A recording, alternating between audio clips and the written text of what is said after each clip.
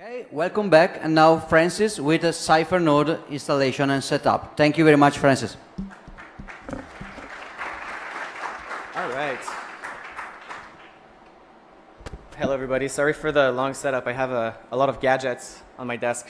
It looks like my desk at home, actually. It's very messy. So today I'm going to talk about CypherNode. CypherNode is my pet project that I've been working on for the past year, and I'm incredibly excited to share the progress that we've done on it.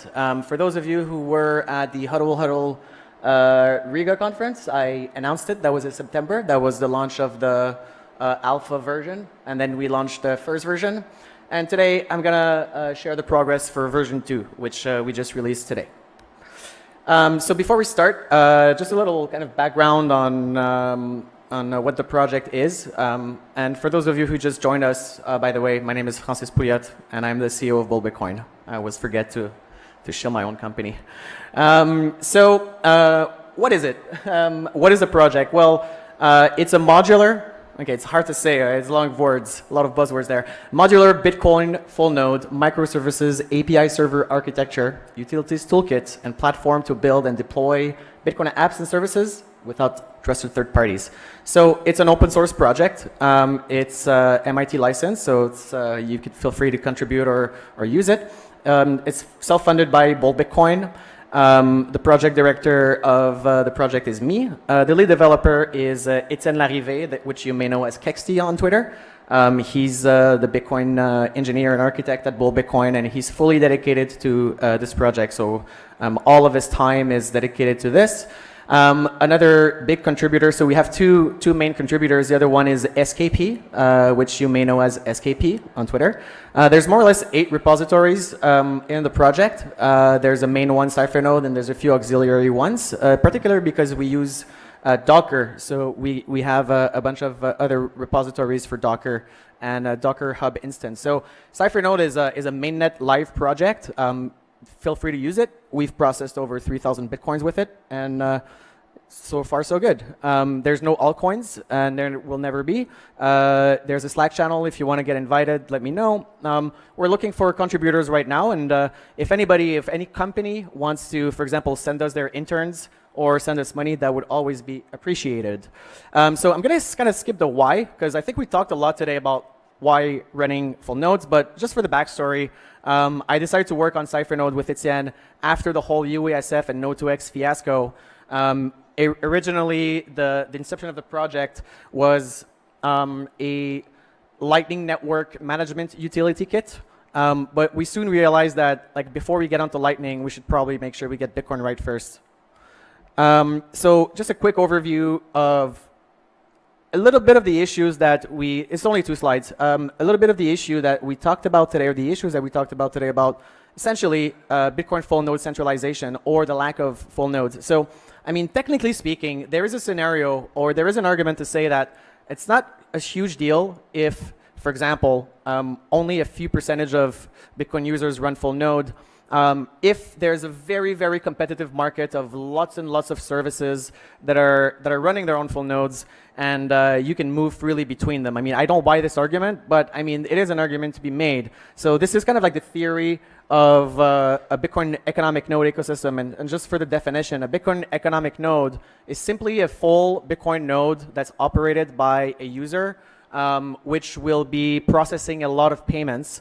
Or holding a lot of Bitcoins. Therefore, he has a little bit more weight than a regular full node, although it's the same software, obviously. So this is kind of what it looks like. There's about 70,000 nodes in the network, so that's about 0.3% of the people. And let's just assume that we have 1,000 businesses that are running nodes, I mean, each running its own full node. What we realize is that the picture looks a little bit more like this. So instead of having thousands of companies that are running their full node, what we see is that, or that what we used to see, which was the problem, which is one of the reasons why Node2x was possible in the first place, is that there's actually a choke point where a few number of companies run a lot of nodes for, well, a few companies run nodes for a lot of other companies. So the kind of point I'm trying to make here is that it is pretty difficult to get 70,000 anonymous sovereign users to meet and to enforce new changes in Bitcoin. It's also difficult to get 1,000 businesses to meet and to change the rules of Bitcoin. However, 20 businesses is not as hard to find. That's a problem, and that's a problem that we want to try to solve with CypherNode. We want those 1,000 industry participants to each run their full node and stop relying on third-party node as a service providers. So what does it mean to use Bitcoin? So these are kind of just the basic things that you do when you use Bitcoin. Pretty obvious. There's some extras apart from sending and receiving Bitcoins, which requires at least these 6 operations. You got timestamping on the Bitcoin network. You got second layer solutions like Lightning Network or sidechains or CoinJoin. You need to do some audit or counting or whatever, authentication, And again, being a sovereign Bitcoin user, I think we kind of covered that today, the benefits and the requirements. Obviously, one of the requirements is to run a full node, but it is also to use that full node exclusively. That means not only looking at your transaction in the blockchain to know you receive money, but when you're sending Bitcoins, you're fetching your own node to know which unspent transaction outputs you have available for creating a transaction and obviously broadcasting using your own node. So, if you're using a hosted wallet, a block explorer, a node as a service API, or some like IT company which is running the node for you, it's a deal breaker. You're not a sovereign user. So CypherNode 0.2, it's a big release. We've been working on this for the past, this is our second release. Pretty excited to share with you the new features that we have. Essentially now, it has been running, CypherNode 0.2 is running on this Raspberry Pi. It's also running on the demo that I'm going to show you. And it's definitely robust enough to build a business upon. And once we get to 0.3, it's going to be ready for mainstream enterprise adoption. So currently, it's a little bit rough around the edges. So what is CypherNode? So CypherNode is not a node implementation. So it's not like Bcoin, it's not libBitcoin, it's not Bitcoin Knots. It's not a fork of Bitcoin Core. It's based on top of Bitcoin Core. So it's hard to kind of define. The best way to define it is really a framework. So it's mostly a lot of the value of it is in the architecture and design of it, but it's also an implementation of that framework. So it is an app that works. So it's a software stack. Specifically, what is CypherNode? Well, CypherNode is what we call a Docker swarm. It's actually a combination of a Docker swarm is basically an assembly of Docker networks, which are networks of virtual machines. So we got 2 little networks in CypherNode. You got CypherNode Net and CypherAppsNet, which I'm going to show you later. But if we're going to define it, it's an encrypted overlay network. CypherNode Net and CypherAppNet communicate with each other, and they communicate with other networks like the internet or intranet. So it's built on a modular plugin architecture, so you can add or remove like anything you want in it. So there is I'm assuming every CypherNode implementation will likely be unique in some way, shape, or form. Kind of like similar to C Lightning, we try to encourage people to develop their own plugins and either try to merge them in the official plugins library or just do their own thing. So the plugins library that we have is a collection of scripts and features which are kind of like the CypherNode logic. So it also includes a database and indexer. Either for the public network data that we're interested in and private data. For example, the API webhooks that I've had, or my master public keys, my PGP keys, all kind of stuff. So it is an API. It is used and interacted with as an API. So it's also an API server, which serves as an abstraction layer or middleware, if you want, between Bitcoin Core and various other software and the client application, which would be an app, for example, like my app bills, for example.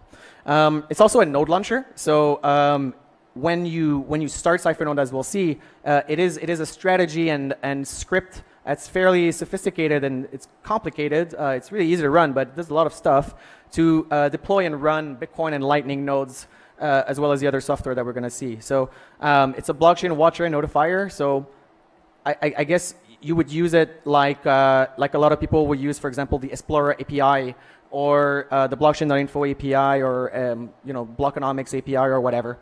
It's also a utilities toolkit for developers. This is for developers and project managers and businesses, but it's also for advanced users, and it will be for everyday users. So my goal is that your grandmother is going to use CypherNode. I know it's hard to believe, but if she can set up a router, she probably can't, but if she can set up a router, she can set up a CypherNode.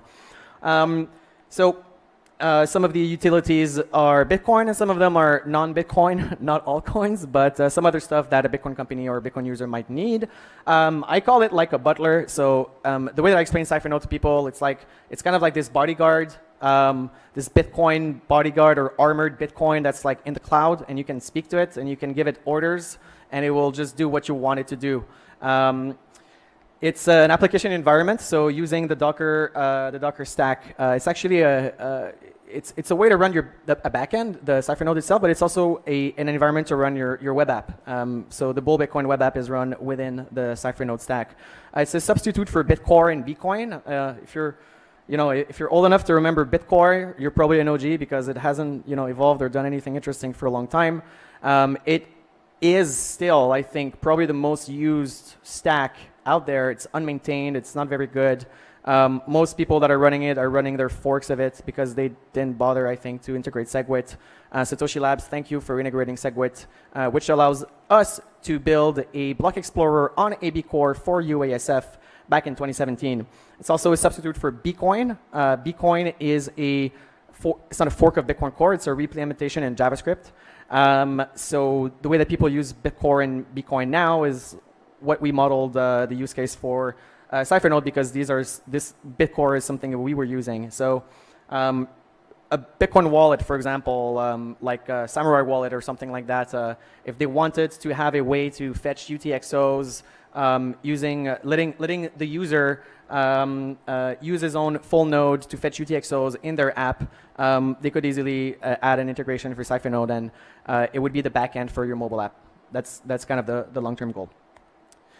So before we start, just some quick considerations about wallet management. So CypherNode is a wallet management utility. There's two types of wallet. I mean, these aren't types of wallet. I guess these are classifications depending on the attributes of how they're used and how they're created. So you got cold wallets and hot wallets. So cold wallet is offline signing. That means that wherever the signature is taking place is in a secure environment. Usually when we think of a cold wallet, we think of a hardware wallet, although you can have like an offline Armory wallet or something like that, or an offline Electrum wallet that you're using for signing, offline signing. And a hot wallet is, a spending wallet. That's a wallet which is connected to the internet.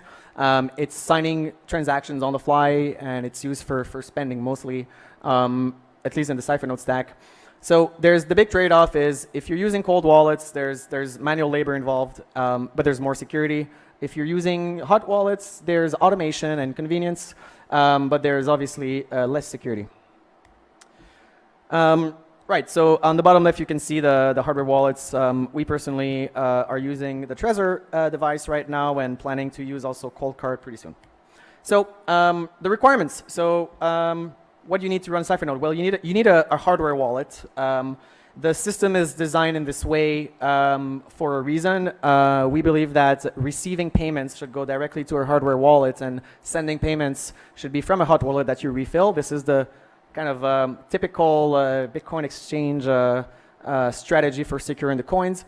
So you need some hardware for your server. So it's either in the cloud as a virtual machine or on your hardware, such as this lovely Raspberry Pi. Switch maybe the stream just 1 second on the desk, so you can see the equipment. Lovely Raspberry Pi. It's not for sale though. However, that's cool. There is the USF. Right, the USF sticker there. Okay, so the server, like what you need as requirements. So you need 1 gig of RAM, not more. It will be, obviously this is not the best place to sync the blockchain, but in order to run it, you need 1 gig of RAM. You need 300 gigs of storage for the blockchain, for full node, obviously. It is light enough to run on the Pi, the whole stack. And if you add the Explora index, so the Blockstream Explorer, you need a lot more storage. We're trying to think of a way to reduce that, but you need to have 2 Bitcoin Core nodes for that, for a reason I'll explain later. And if you're running a prune node, which can do everything right now in CypherNode except Lightning, so we actually removed the Lightning, C Lightning pruned option for a little while because there was a bug we didn't manage to fix with that. I'll have a chat with the C Lightning folks to see if we cannot change that in the next version. So the expertise you need to deploy it, nothing really. I mean, I can deploy it, and I learned the command line about a year ago. It looks like I'm a techie, but I'm not. I'm trying to become one. But realistically, I mean, if you're a dev and you're integrating this for your boss, deploying it, you might want to know basic Unix and Docker. And if you're a developer trying to integrate CypherNode, just a web developer, I mean, any kind of junior level developer, regardless of the language, that knows how to use a web API, which I think is pretty much every developer now, can integrate CypherNode. So the expertise requirement for staff, there's no knowledge of Bitcoin required whatsoever to use that, to integrate that in your app from a developer standpoint. You don't need to hire a Bitcoin JavaScript developer. A JavaScript developer is going to be just fine. Although you probably want to know what you're doing, like the concept of Bitcoin generally. So a little bit of disclaimers. This is still in heavy development. So I mean, we released the release candidate today. We didn't release the final version, even though I wanted to release it. We didn't want to, we still need to make sure that there's no bugs in the release candidate. There's an incompatible API change coming. It's not going to be a big deal. I mean, a few lines of code to change if you've integrated it. There is, and the reason why we found a security vulnerability in the public API, which doesn't affect the private API between the CypherNode AppsNet and the CypherNode net. It only affects the connection from the public internet. So do not use it over the public internet. I'll go towards later. So when you're deploying it, sometimes you might want some to do some tweaks. We try to do everything fully automated for the users as much as possible, but you may need to know how to use command line to fix some stuff. And another consideration is that Tor is not integrated yet, but should really matter if you're using the Cypher AppsNet to connect to it instead of the normal internet, which we do. All right, so I'm gonna switch now to a video demo. I'm gonna go through kind of the features and modules of components of the app. To set up, to launch, it is 2 commands, so it's pretty easy. I mean, even I can do that, so that's great. However, I did do a video just in case it wasn't working.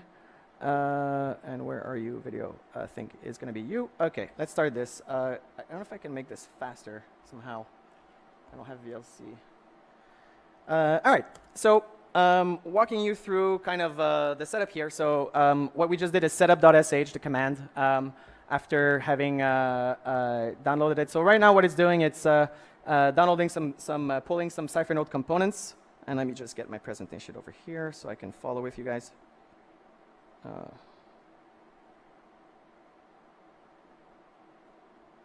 Whoops. Sorry. OK, so so I'll just wing it. So this is just the CypherNode helper. So here we enabled help no. If you enable help, you'll get a little wizard that's going to help you along to make the decision. So it's kind of a Q&A, like what do you want to use Bitcoin for? What are the options you want? Do you want Lightning? Do you want OTS? Where do you want your file saved? So imagine like it is the configurations, but it's based as a Q&A because configurations are always hard. We put a lot of effort in. Like this is activism software, right? So we try to push certain standards, certain philosophies, certain methods very openly. So we take extreme care in the default settings, the default configs. Everything is fully customizable. So none of the decisions we make in what the configs and what the default settings are obligatory. However, if you're not good enough to play in the settings yourself, you probably want to. We think you probably should use our defaults. Right, let me just go back here. OK, so OK, there's a few stuff. Actually, like this is a shorter version of the config. We filmed this morning, kind of quickly. So it's a shorter version of the configs. All right, so we're generating the certificate. So CypherNode comes with a Let's Encrypt companion for the certificates. OK, so this is the little CypherNode cow, and when we're at this point, we usually just do start or stop to run CypherNode. And then when you do start, it's going to start running, obviously. That's the point.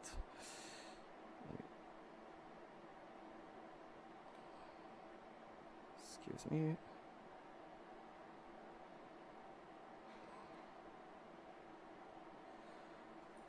All right, I'm going to advance this a little bit because right now it's doing all of its Docker setup. So I mean, it's doing a lot of. It doesn't look like it is actually doing a lot of stuff right now. It's launching the network, it's launching the swarm, it's setting up every Docker machine, it's connecting them together, it's setting up the whole thing. And at some point it's going to be okay, it's going to be done. Okay, so once it's done, it's starting a few automated tests just to make sure that everything is working. Is the gatekeeper running? And I'll get to the parts, but you know, every part of it is running. Okay, the Bitcoin this morning. Okay, Bitcoin. It took kind of a minute to do it. Everybody's happy. You know, Spark Wallet maybe taking a little bit too much time. I just waited a little bit. Okay, testing Spark again. Come on, Spark. Okay, it worked. All right, perfect. Tests are finished. We're good to go. And then that's pretty much it. It's done. So what do you do then? Well, you just go into your browser. You type your localhost /welcome. It's going to take you to the CypherNode app. You're going to put in the password that you put in, and there you go. We're going to try to see. I'm going to try to show you how I'm doing that over private network using the little repurposed Bitmain ant router that I brought with me. All right, going back to the slides. That was the install and generation of CypherNode. So that was real time. That wasn't sped up, but I skipped it a little bit. Okay, let's go back. Okay, so once you're done generating, you get the CypherNode. So this is what CypherNode looks like. You'll notice, oops, sorry, there we go.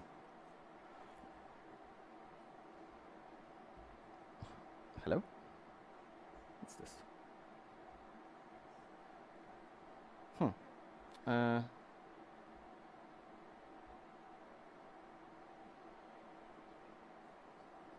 Okay, I'm having a little issue with Google Docs. And, whoops. Oh, shit, sorry. There we go. No? All right, I'll just continue like this. If I can zoom that would be great. I'm just going to try one more time, see if this works. Nope. All right. And we're going to zoom a tiny bit. Sorry, guys and gals.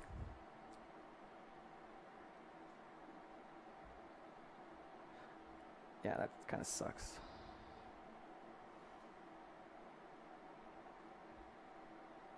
All right.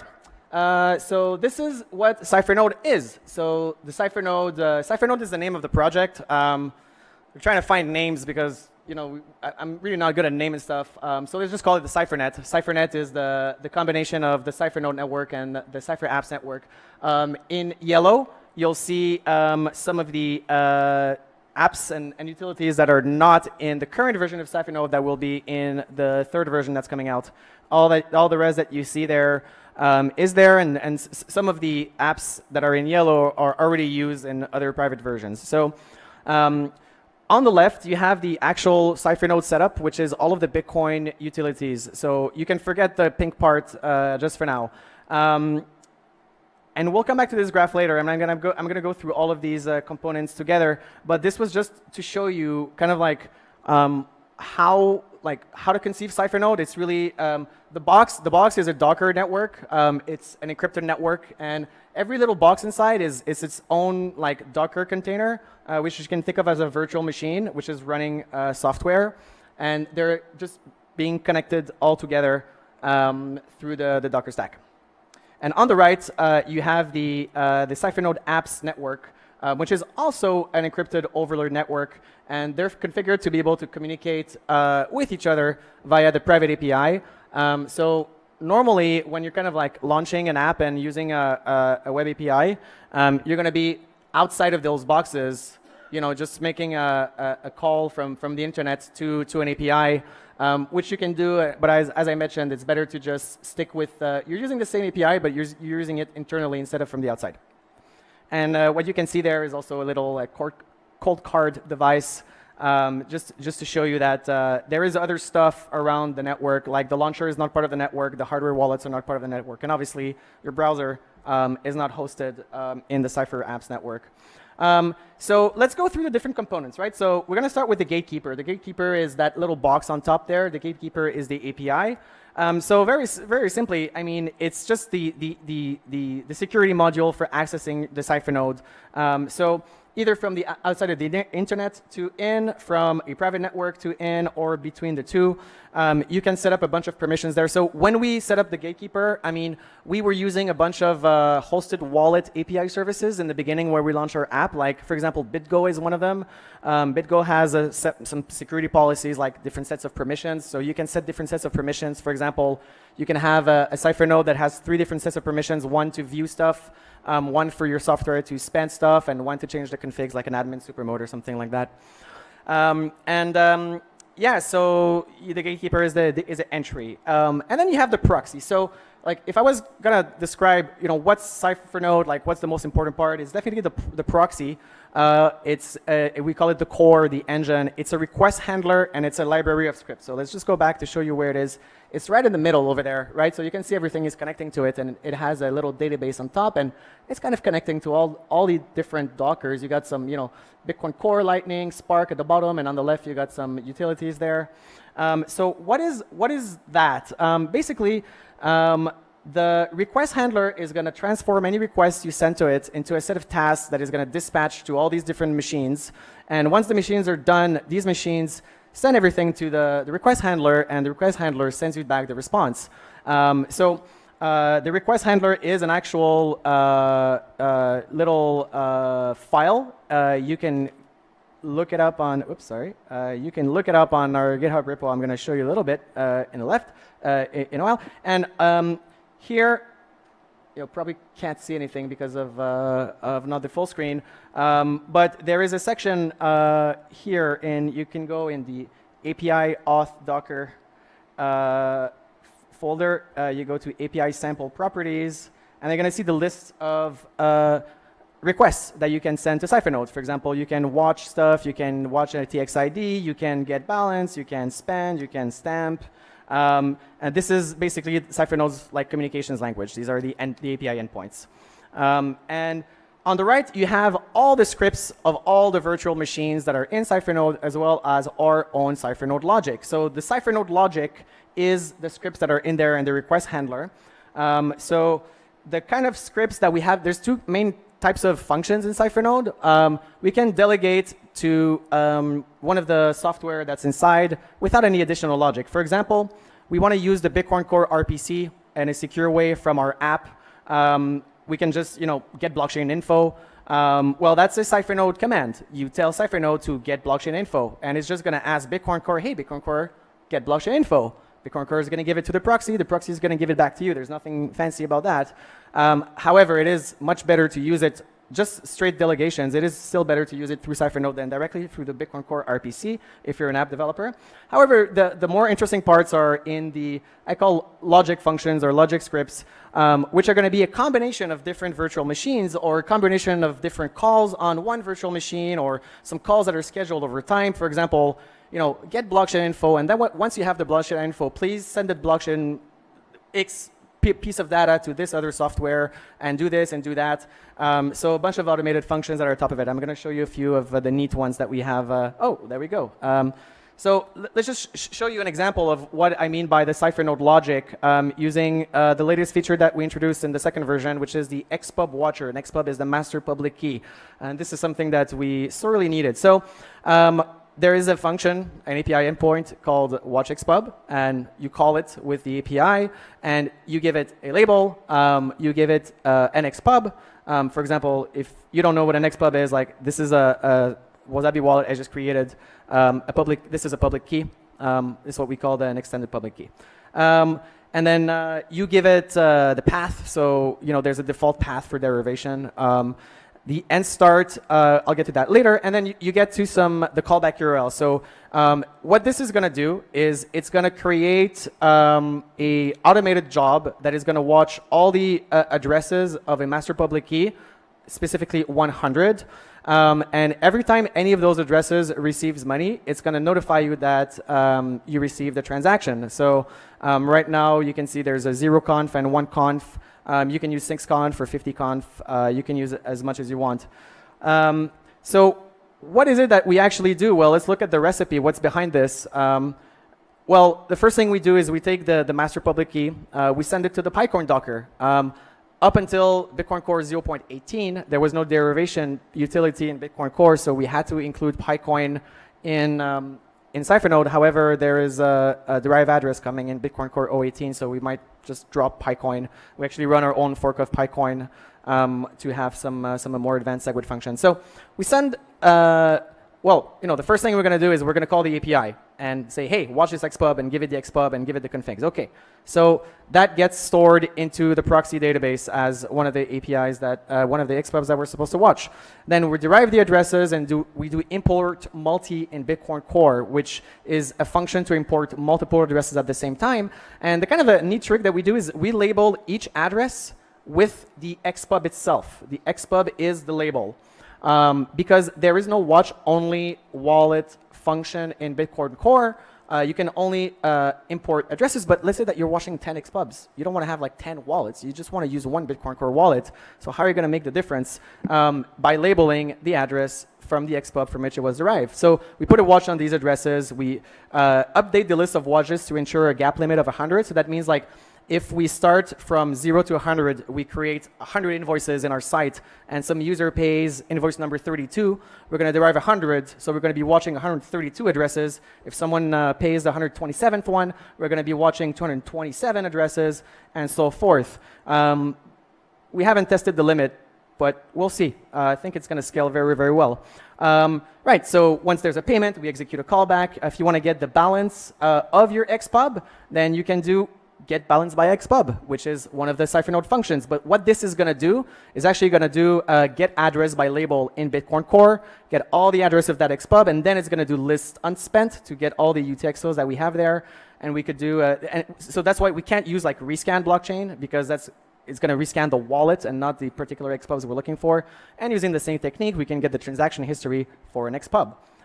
This is what Blockonomics, it's a hosted third-party Node as a Service API charges you, I think, a percentage fee for.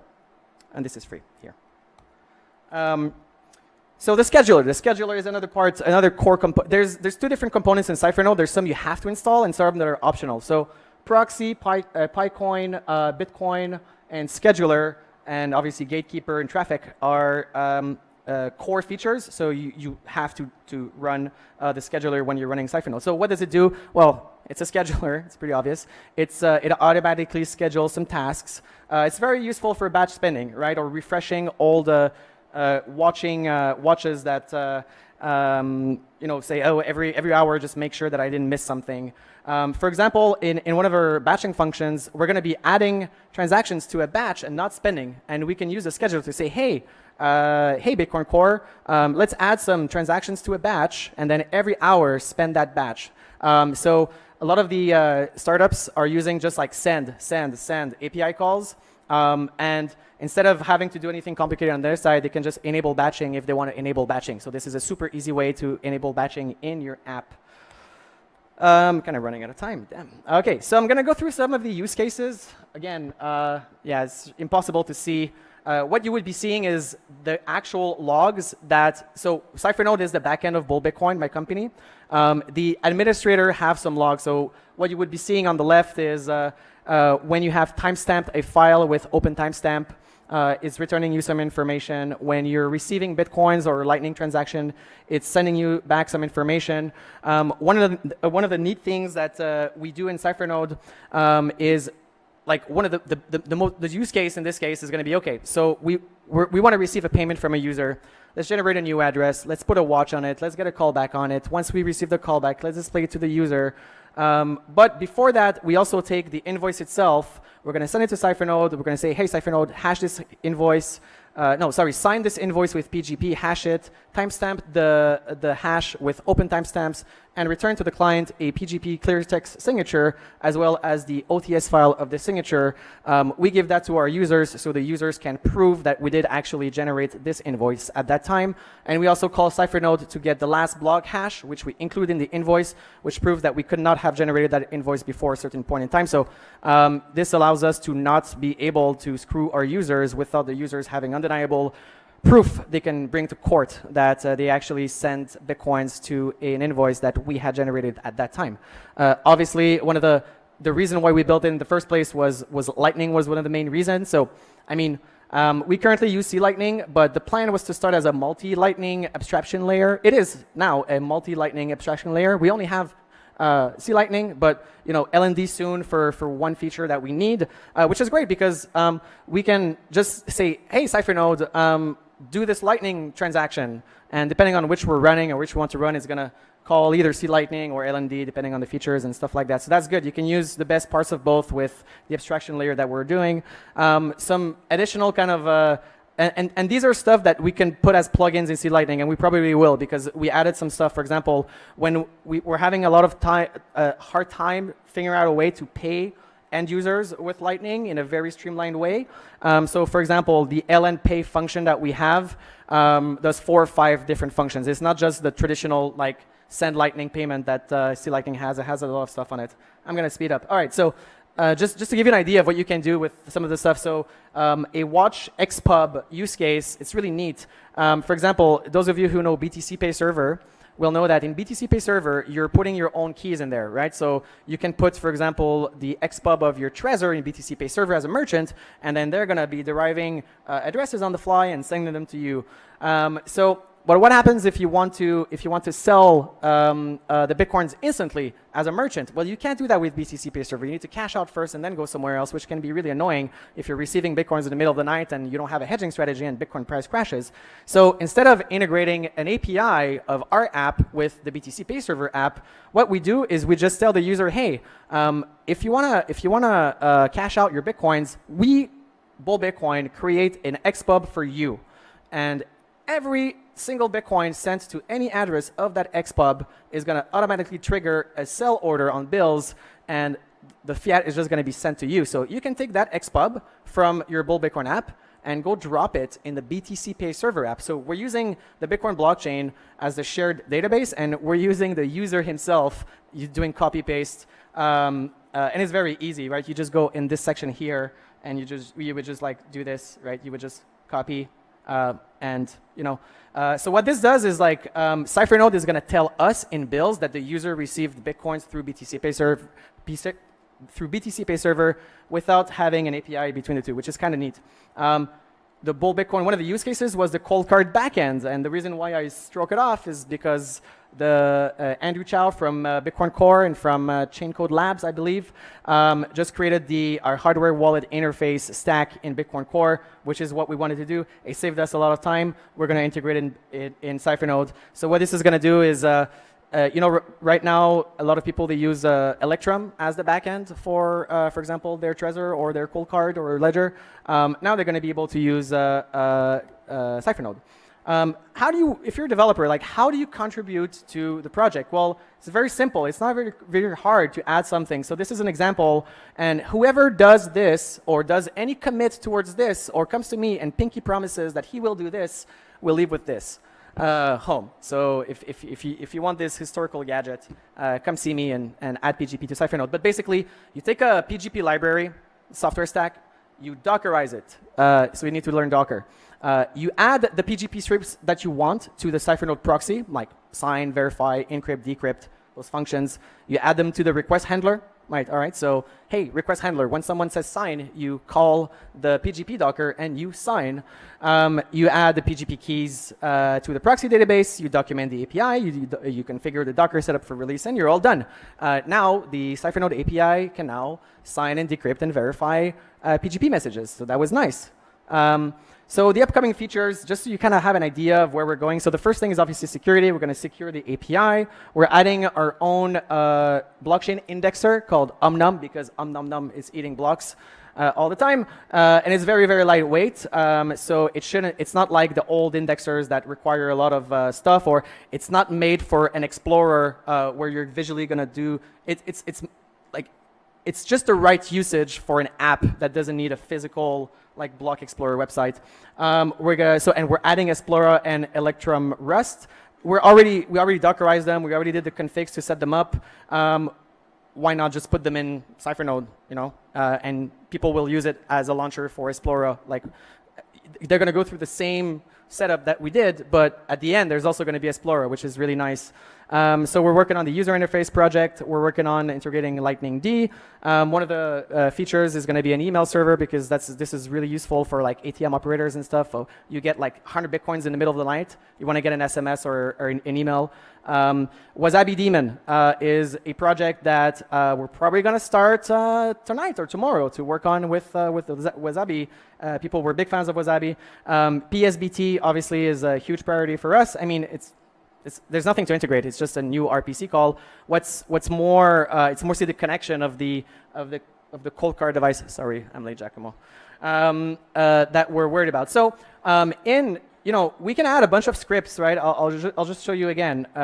If you're a developer, where it is. We go in our proxy. So the proxy has the database and the scripts. We can add a script, for example, in wallet operations. Okay, so this is everything that has to do with a wallet. You got the spend, you got the all the balance stuff, you got the batch spend. So how about we add a fake CoinJoin script?